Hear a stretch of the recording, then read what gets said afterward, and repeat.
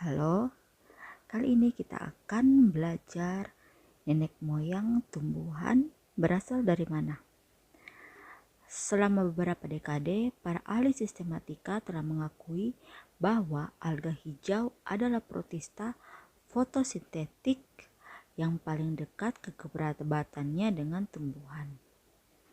Nah, sekarang banyak sekali bukti-bukti yang mengarah pada alga hijau yang disebut dengan Charophyta. Dengan membandingkan ultrastruktur sel, biokimia, dan informasi hereditas, yaitu DNA dan RNA serta produk proteinnya, para peneliti telah menemukan homologi antara Charophyta dan tumbuhan.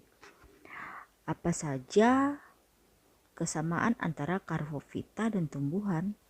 Yang pertama yaitu kloroplas yang homolog. Di antara semua protista fotosintetik, hanya alga hijau yang menyamai tumbuhan dalam hal memiliki klorofil B dan beta karoten sebagai pigmen aksesoris. Kloroplas alga hijau juga mirip dengan kloroplas tumbuhan dalam hal terdapatnya membran tilakoid yang menumpuk sebagai grana.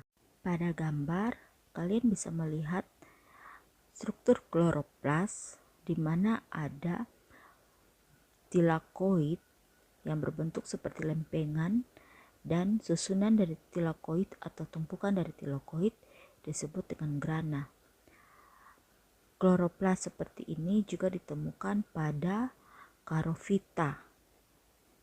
Nah, kemudian struktur homologi yang kedua adalah kemiripan biokimiawi. Selulosa adalah komponen struktural pada dinding sel pada sebagian besar alga hijau, suatu karakteristik yang juga dimiliki oleh tumbuhan. Pada gambar kalian bisa melihat dinding sel. Dinding sel merupakan salah satu pembeda antara tumbuhan dan makhluk hidup lainnya.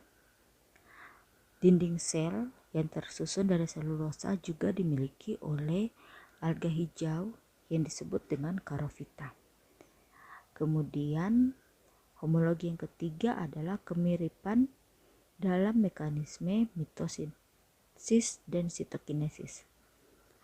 Selama pembelahan sel pada Charophyta dan tumbuhan, seluruh selubung nukleus menyebar selama akhir profase dan gelondong mitotik tetap bertahan sampai sitokinesis dimulai. Persamaan atau homolog yang selanjutnya yang keempat adalah kemiripan dalam ultrastruktur sperma. Dalam rincian ultrastruktur sperma, Charophyta lebih mirip dengan tumbuhan tertentu daripada dengan alga hijau lainnya. Selanjutnya homologi yang terakhir yaitu hubungan genetik. Para ahli sistematika molekuler telah memeriksa gen nukleus tertentu dan RNA ribosom pada Charophyta dan tumbuhan. Dan data tersebut sesuai dengan bukti-bukti lainnya yang menempatkan Charophyta sebagai kerabat terdekat dari tumbuhan. Ini merupakan 5 homologi yang menunjukkan atau 5 persamaan antara Charophyta dan tumbuhan, sehingga Charophyta disebut sebagai nenek moyang dari tumbuhan. Selanjutnya dari Charophyta, alga hijau tadi, tumbuhan berevolusi menjadi tanaman atau tumbuhan lumut yang disebut dengan Bryophyta. Bryophyta berasal dari bahasa Yunani bryon yang artinya lumut.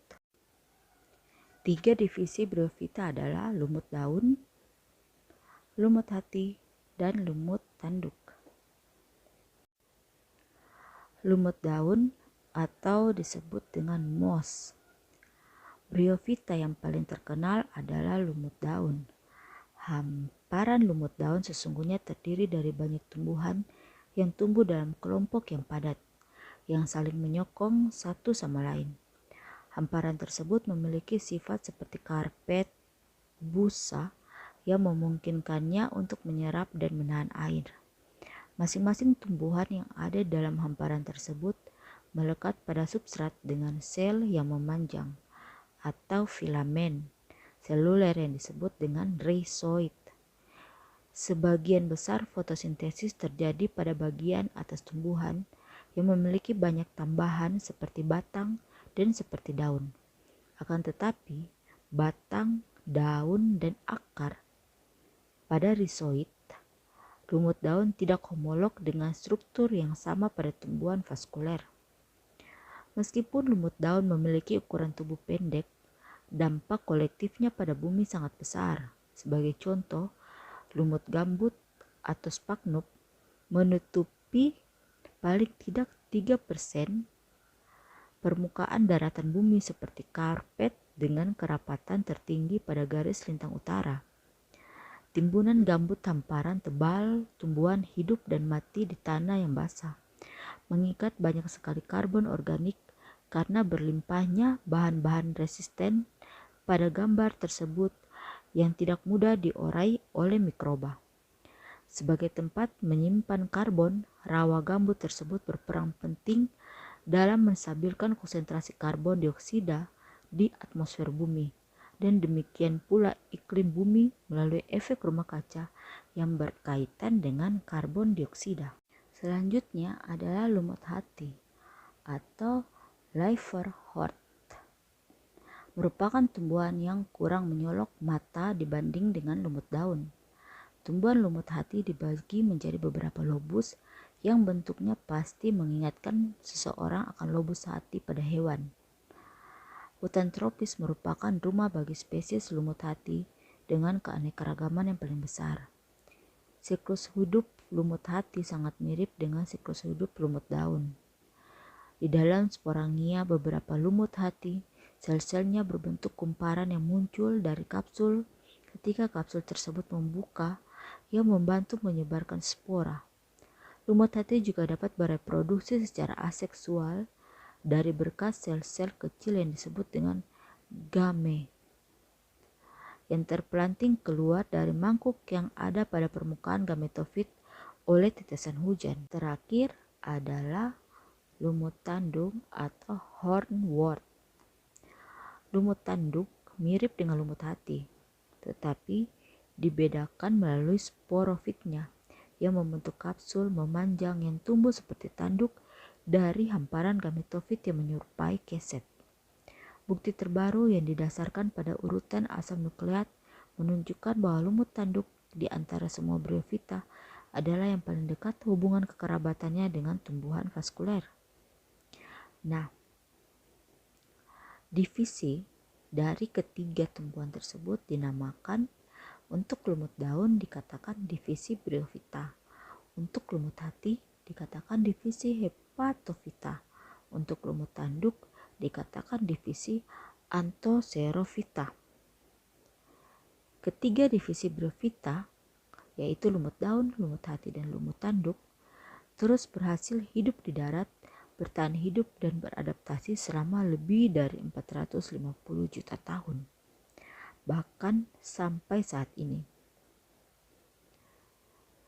Dan paling tidak selama 50 juta tahun pertama sejak komunitas darat ada, kemungkinan bryophyta lah satu-satunya tumbuhan yang ada. Kemudian bentang alam mulai berubah sekali lagi dengan vegetasi yang profitnya lebih tinggi seiring berevolusinya tumbuhan vaskuler. Bryophyta atau lumut selanjutnya berevolusi menjadi tumbuhan vaskuler yang disebut pakis. Tumbuhan vaskuler karena pada tanaman pakis sudah memiliki jaringan atau sistem pembuluh, yaitu xilem atau pembuluh kayu dan phloem atau pembuluh tapis. Adaptasi darat yang penting lainnya yang dimiliki oleh tumbuhan vaskuler adalah adanya lignin, yaitu suatu bahan keras yang tertanam dalam matriks selulosa dinding sel yang berfungsi memberi sokongan mekanis. Nah, Itu gambaran umum dari tumbuhan vaskuler. Yang pertama yaitu pakis. Nah, untuk klasifikasi pakis ada 4, yaitu paku purba, paku ekor kuda, paku kawat, dan paku sejati. Tetapi kali ini saya hanya akan membahas 3 klasifikasi atau 3 divisi tumbuhan vaskuler atau pakis. Yang pertama yaitu Lycophyta, yang kedua ekor kuda, dan yang ketiga adalah pakis. Lycophyta merupakan lumut gada dengan kumpulan sporofil pada beberapa ujung tunas. Yang selanjutnya adalah paku ekor kuda. Seperti Lycophyta berasal dari masa Devon. Pada kedua kelompok tersebut jauh lebih beraneka ragam pada masa Carboniferous dibandingkan dengan saat ini. Yang selanjutnya yaitu pakis. Pakis sejauh ini merupakan tumbuhan vaskuler tak berbiji yang paling beraneka ragam pada dunia tumbuhan modern. Nah, itu adalah gambaran singkat tentang tumbuhan, bagaimana perubahan tumbuhan dari alga hijau, kemudian menjadi bryophyta, selanjutnya menjadi tumbuhan Pteridophyta. Jadi bagaimana? Sudah tahukah kamu nenek moyang tumbuhan berasal dari mana? Jawabannya adalah dari laut, yaitu dari alga hijau yang disebut dengan Charophyta. Demikian video ini, semoga bermanfaat bagi yang mendengarnya. Terima kasih.